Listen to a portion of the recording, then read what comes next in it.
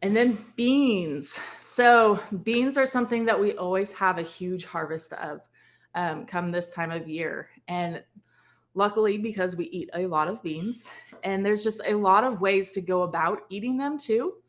So we have the sautéed green beans. So what we do for that, I actually just made a short, a video for it because I went through and made them just the other night, and they're so good, super easy to do. I simply just saute some onions and garlic alongside with these green beans, and just mix them up and cook them on the stovetop for a while, and they're so good. They get to be super tasty. And then other ways that you can go about like preserving them. I wanted to make sure I mentioned that because again, there's a whole bunch of beans for us at least, because beans is something that we plant a lot of and you can get a huge harvest from just one plant.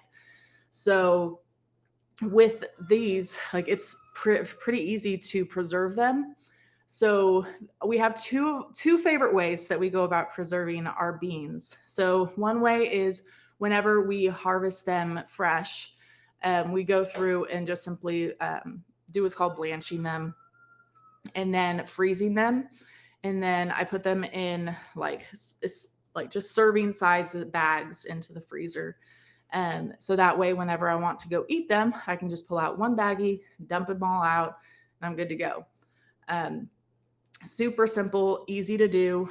We have a video about how to do that if you're interested. Another way that you can go about preserving them is actually just letting them stay on the vine. So it's interesting, but the dried beans are actually like the same thing as like those like the dried black beans that you'll like buy at the store. So you can just pull like these beans you can kind of see on the picture whenever they get old and on the vine if you let them stay on there and they start to dry. So all you can do, like you can just break that apart and you have those little seeds inside. So again, you can use those and you can plant them again next season, or you can put them into a little mason jar and use that as dried beans. And I go through and make those in the Instapot. Again, like you can store those super easy in your pantry. So I use those like all winter long. I'll just have dried beans just from the vine and have them in a little mason jar and then make them in the Instapot. Super great. Again, I have all the recipes and everything like that that you guys need in the comment section.